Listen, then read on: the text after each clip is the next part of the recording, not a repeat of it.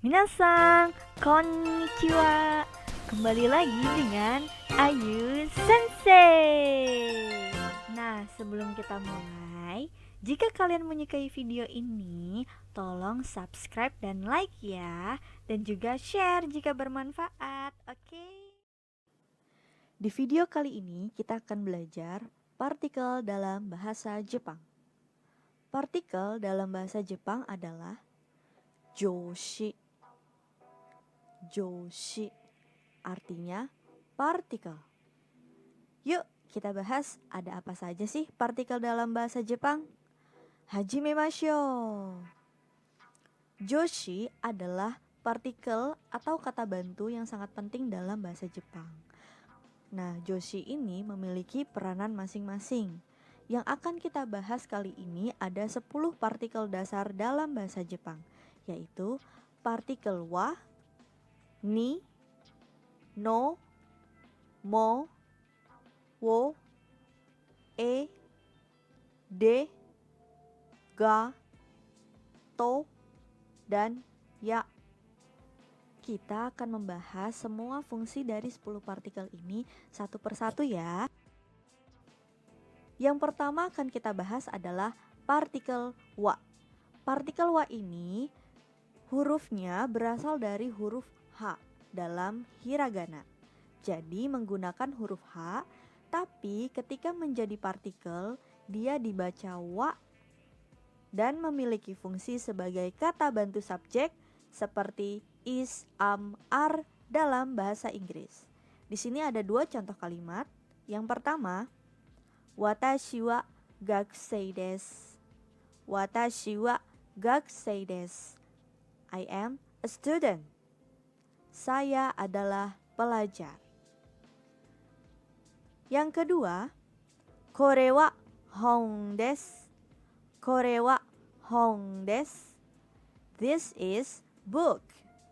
Ini adalah buku. Kemudian, partikel wa sebenarnya dia memang dari huruf H. Tapi ingat, ketika dia menjadi partikel, disebutnya menjadi wa ya, dan fungsinya sebagai kata bantu subjek. Jadi, partikel wa ini selalu berdampingan dengan subjek dalam sebuah kalimat. Ya, partikel wa selalu berdampingan dengan subjek. Kemudian yang kedua yaitu partikel ni. Partikel ni ini adalah huruf ni dalam hiragana. Fungsinya sebagai kata bantu untuk keterangan waktu, keterangan tempat, dan subjek.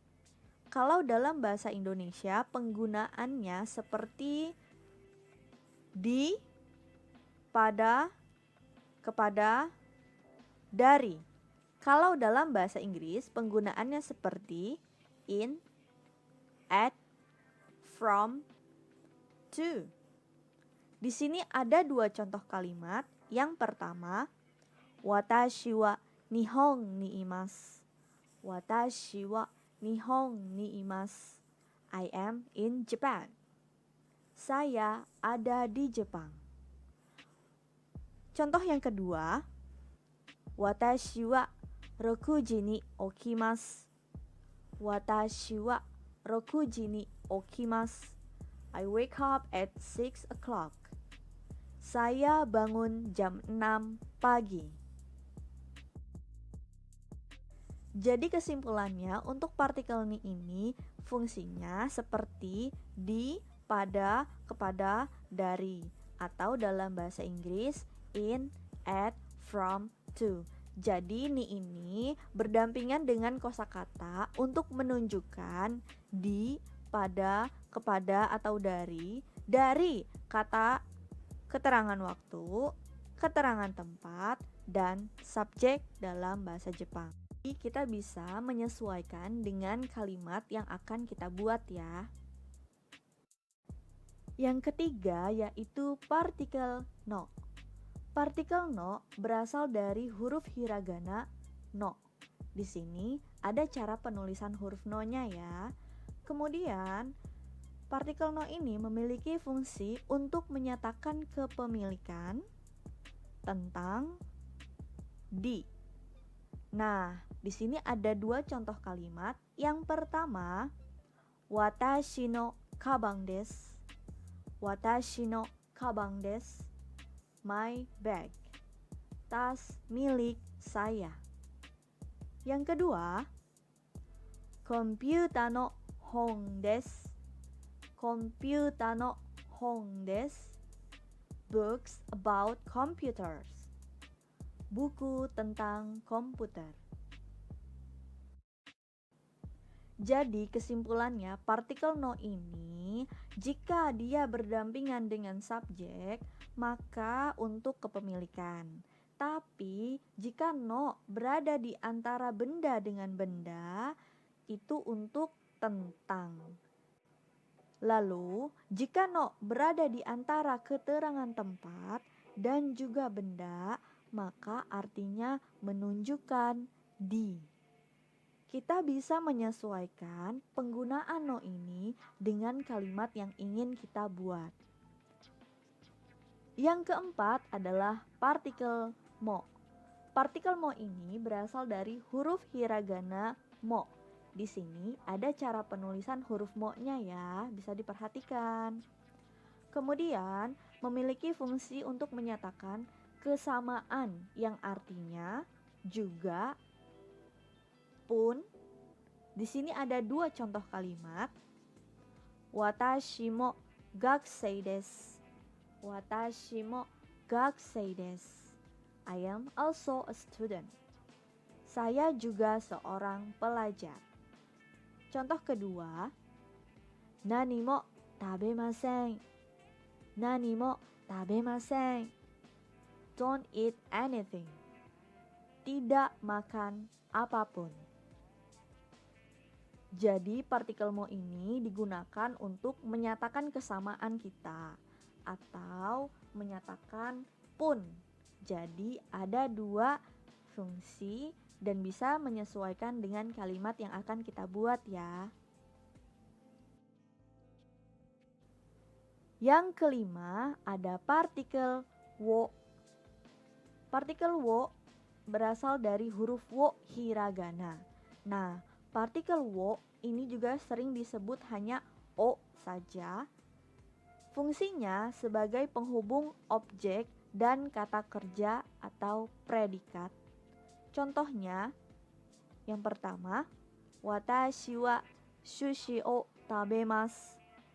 Watashi wa sushi o tabemasu. I am eating sushi. Saya makan sushi. Contoh kedua, Yuki-san wa sushi o tabemasen. Yuki-san wa sushi o tabemasen. Yuki doesn't eat sushi. Yuki tidak makan sushi. Jadi partikel o ini adalah penghubung antara objek dengan kata kerja. Minasang, kalau membuat kalimat dalam bahasa Jepang, kita lihat ada benda, kemudian ada penyebutan kata kerja, maka di antaranya ada partikel o sebagai penghubung kalimatnya. Jadi seperti itu ya. Yang keenam adalah partikel e. Di sini ada cara menulis huruf e-nya ya. Partikel e ini berasal dari huruf he dari hiragana. Namun ketika menjadi partikel hanya dibaca e saja ya. Kemudian memiliki arti ke. Ini adalah penghubung untuk keterangan tempat dengan kata kerja. Jadi, jika ada kalimat yang menyatakan untuk pergi ke suatu tujuan atau pulang ataupun datang ke suatu tempat, maka penghubungnya adalah e. Di sini ada dua contoh. Contoh yang pertama, watashi wa Nihon e ikimasu. Watashi wa Nihon e ikimasu. I go to Japan. Saya pergi ke Jepang. Yang kedua, Naka-san wa Nihon e kimasen. Naka-san wa Nihon e kimasen. Naka didn't come to Japan. Naka tidak datang ke Jepang. Jadi, partikel e ini memiliki fungsi sebagai penghubung antara keterangan tempat dan kata kerja. Sebelumnya, kita membahas ada partikel o. Partikel o itu fungsinya adalah penghubung kata benda dengan kata kerja. Kalau partikel e, penghubung keterangan tempat dan kata kerja.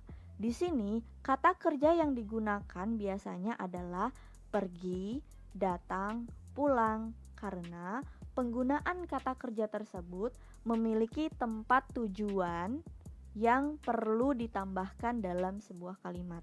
Di sini ada contoh, watashi wa gakko e ikimasu. Saya pergi ke sekolah. Jadi e ini artinya adalah ke. Jadi seperti itu ya. Yang ketujuh yaitu partikel D. Diambil dari huruf hiragana D. Kemudian di sini sudah ada cara penulisan huruf D-nya ya. D digunakan sebagai dengan, di, dan sebagai kata bantu penggunaan alat. Di sini ada dua contoh kalimat. Watashi wa hashi de sushi o tabemasu. Watashi wa hashi de sushi o tabemasu. I eat sushi with chopstick. Saya makan sushi dengan sumpit. Contoh kedua, gakko de eigo o naraimasu. Gakko de eigo o naraimasu. I learn English at school. Belajar bahasa Inggris di sekolah. Di contoh yang kedua ini, D menunjukkan di, yaitu adanya kegiatan di suatu tempat tidak menggunakan ni, namun menggunakan D. Jadi, partikel D ini selain bisa digunakan untuk penggunaan alat, yaitu dengan, bisa juga untuk menunjukkan adanya sebuah aktivitas di suatu tempat, sehingga keterangan tempatnya menggunakan partikel D, bukan menggunakan partikel ni. Karena partikel ni digunakan untuk keberadaan sesuatu pada sebuah tempat tertentu. Sedangkan partikel D digunakan untuk menunjukkan adanya kegiatan di suatu tempat. Di sini ada contoh kalimat, watashi wa gakko de nihongo o benkyou shimasu. Watashi wa gakko de nihongo o benkyou shimasu. Artinya, saya belajar bahasa Jepang di sekolah. Di sini ada kegiatan yaitu belajar, sehingga keterangan tempat gakko menggunakan partikel D. Kemudian yang kedelapan yaitu partikel ga, diambil dari huruf hiragana ga. Di sini ada contoh cara penulisannya ya. Partikel ga menunjukkan subjek atau objek dan kata bantu dari kata kerja intransitif. Kata kerja intransitif artinya kata kerja yang tidak membutuhkan objek. Jadi kata kerja itu bisa berdiri sendiri. Kemudian ada dua contoh kalimat. Yang pertama, ame ga furimasu. Ame ga furimasu. It's rain. Turun hujan. Contoh yang kedua, heya ni denwa ga arimasu. Heya ni denwa ga arimasu. I have a phone in my room. Ada telepon di kamar. Di contoh yang kedua ini menunjukkan keberadaan, di situ ada arimas dan kata bantunya menggunakan ga, menunjukkan objek di suatu tempat. Jadi, partikel ga ini digunakan untuk menunjukkan keberadaan sesuatu atau menunjukkan objek yang disertai dengan kata suka, bisa, perlu, mengerti, mempunyai, atau menunjukkan subjek objek dan kata bantu dari kata kerja intransitif. Seperti pada contoh kalimat berikut, watashi wa nihongo ga shikoshi dekimasu. Watashi wa nihongo ga shikoshi dekimasu. I can speak a little Japanese. Saya bisa sedikit bahasa Jepang. Di sini menunjukkan objek yang disertai dengan kata bisa.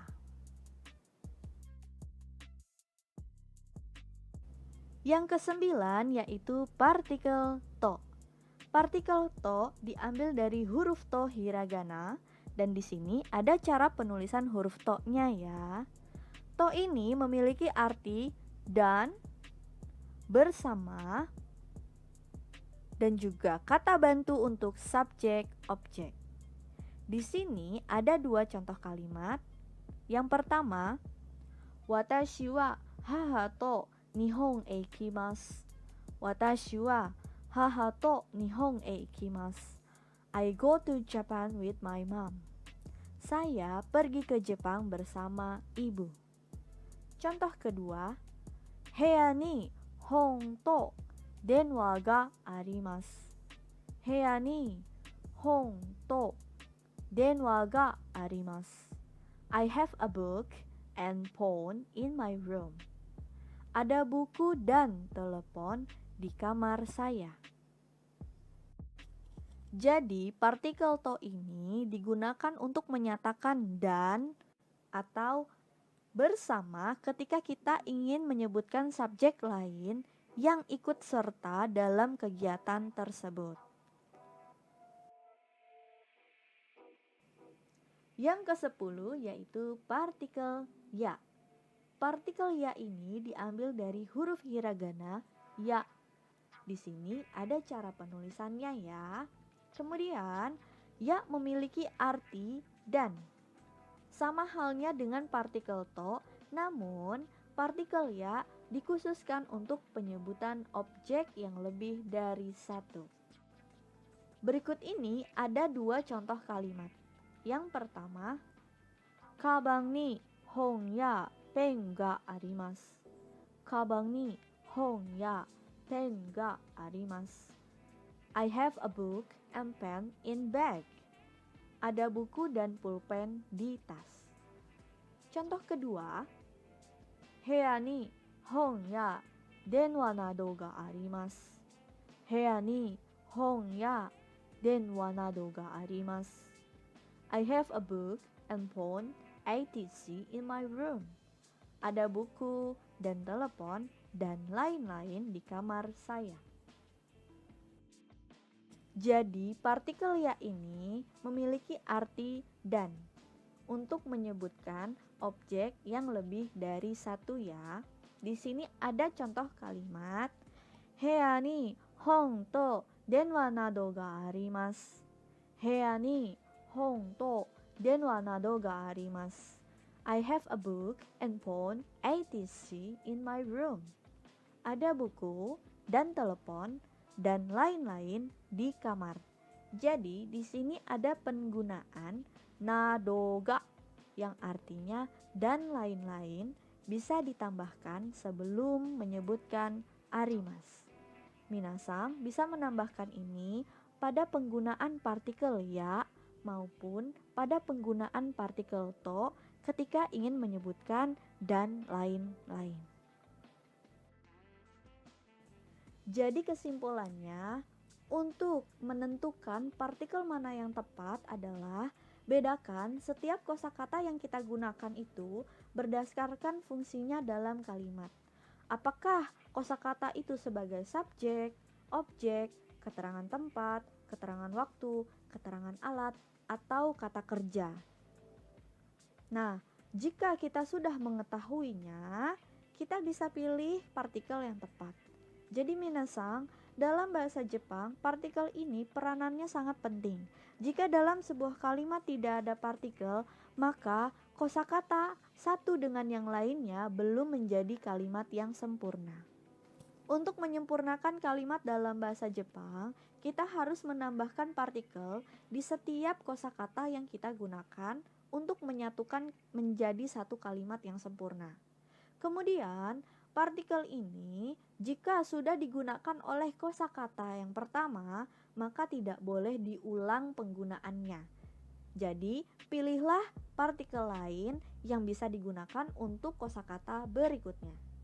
Ja, kore de owarimasu ne. Kita sudah selesai membahas partikel. Semoga bermanfaat. Setelah kita latihan bersama tadi, jangan lupa diulang videonya dan latihan pelafalannya. Terima kasih sudah menonton. Sampai ketemu di video berikutnya ya. Ciao ciao.